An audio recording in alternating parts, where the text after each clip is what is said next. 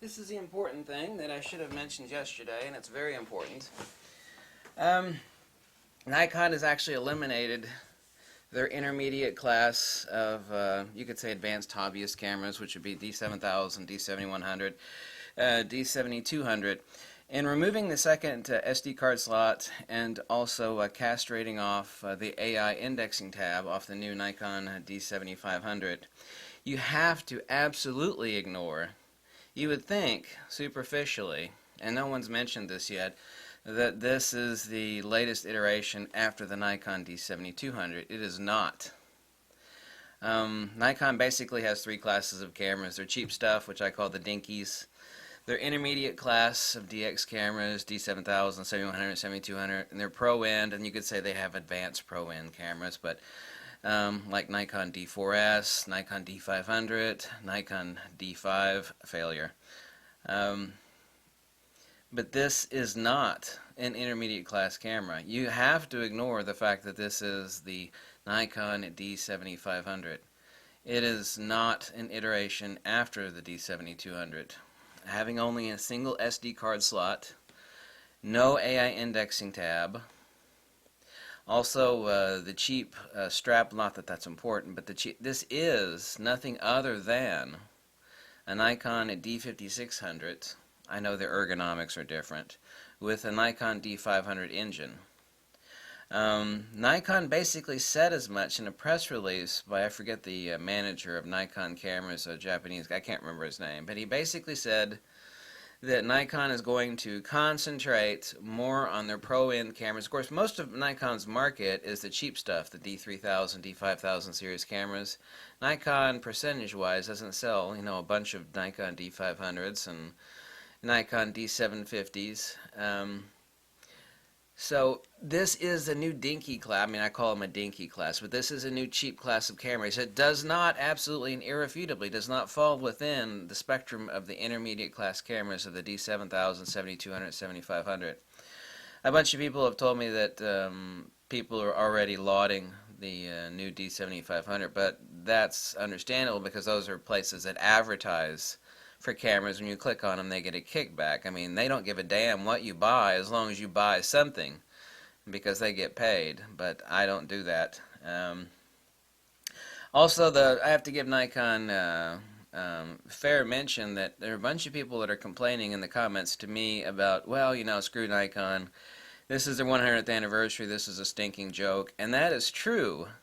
However, this is April. Nikon, I've been saying it now for quite some time, is not going to come out with their new supermodel camera, like a full-frame version of the D500, until June or certainly July, which is when their birthday is. That's not going to happen. This is not the the big 100th anniversary announcement for Nikon.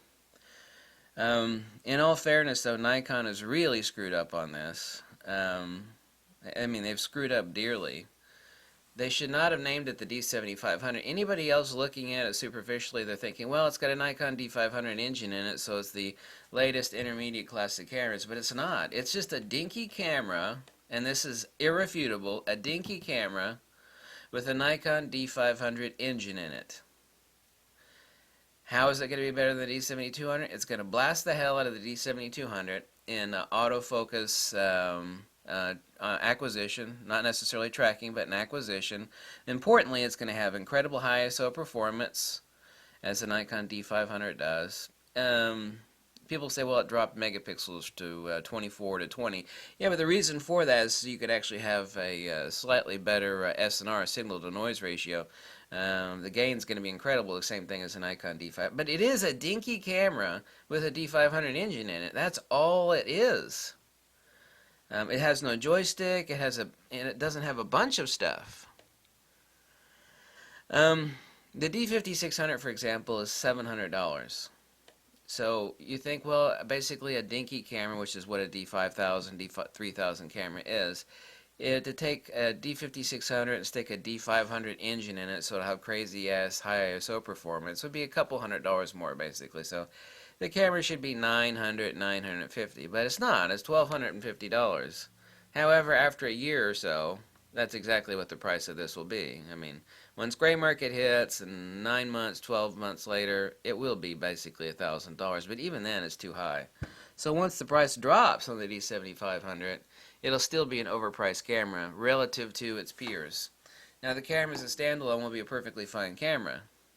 However, it only has a single SD card slot and no AI indexing. The important thing is that the intermediate class is gone, and this is in line. Now, I know that Nikon has not said that they're dropping the D7200 anytime soon. They said they're keeping it in their announcement yesterday. But the intermediate class, as far as any progress in that arena, has been killed off, and that is in line with what Nikon said they would do. They said that Nikon is basically now going to have two classes of camera, which 85% plus of whatever they sell is the cheap stuff, which this is. This is an intermediate class.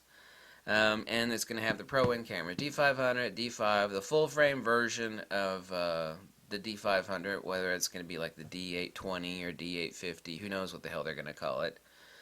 And Nikon has also said that they're going to come out with a couple of mirrorless cameras. They have said that. That's what the head boss of Nikon Digital Cameras said. So whether they roll that out this year or next, who knows?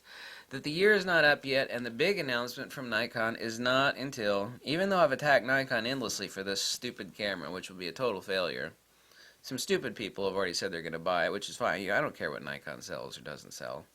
But this is a joke. Now, for $1,250, it's basically a D5600 with a Nikon D500 engine in it. For $200 more, you can buy a used Nikon D500. A like new used D500. The intermediate class is gone. This camera should not be called the D7500 because everybody else out there is going to think immediately, well, that means it's the camera successor to the D7200. And it's absolutely not the case. It's absolutely, even the D7000's got two SD card slots. So the intermediate class of cameras for like advanced hobbyists or advanced enthusiasts, as you want to see it, is dead, gone, poof, gone, poof, adios, nada. But Nikon's basically said that much many months ago, so this should not have come as a surprise to anybody that was following what Nikon said that they would do. So apparently what's going to replace the intermediate class is who knows what. Maybe their first, foray into mirrorless, because they said they're going to come out with a mirrorless camera. The big announcement this year that everybody should be waiting for has not been made yet, so stop attacking Nikon. I mean, I can attack Nikon just fine, but, stop accusing them of totally, jack-robbing their 100th anniversary, because that is not going to happen until June or July. And that's only a few months away, but it's not here yet. And this sure as hell isn't it. If you think this is what Nikon was going to come out with for the 100th anniversary, well, as much as I've attacked Nikon for stupid stuff, I have to be reasonable and logical. This is not what Nikon's coming out with their 100th anniversary. However, it is a boneheaded, stupid-ass move. It is really stupid. The price is horrible. They castrated the hell out of the camera. It's just a dinky camera. It's not an intermediate camera. It's not the child or the grandchild of the D7100 and D7200. It's not even in that same class of camera. It's not, so. The intermediate class of camera has been totally obliterated by Nikon. It is dead, gone, poof, nada, even though they said they're not discontinuing the D7200 anytime soon. Obviously, any further foray into that arena has been nixed. It's history. It's adios time. This is a dinky camera, and it's overpriced, and it's a stupid move on Nikon's part. If they wanted to, however, sell it for $900, $950, I would have been all on board. Say, hey, this is a D5600 with a Nikon D500 engine in it for people that can't afford a D500 but want that high ISO performance. For $1,250, Nikon should have at least stuck a damn joystick on the back of the camera, or a back button autofocus, an AF on button. But they didn't do that. Also, in their defense, if they wanted to sell it for $900, $950, and remove the AI indexing tab on there, which is quite a bit of parts and labor to stick that on a camera and assembly, it's actually quite a complicated little mech to stick in there. That's understandable. That's significant parts and labor. But you're charging $1,250 for it, but you castrated it off there. This camera should be $900, $950. which it will be in a short order of time, 9 months to 12 months. That's exactly what this camera will be priced at. But even then, it's still overpriced. So thanks so much for watching. I needed to clarify that. The intermediate class of cameras is gone. Bye.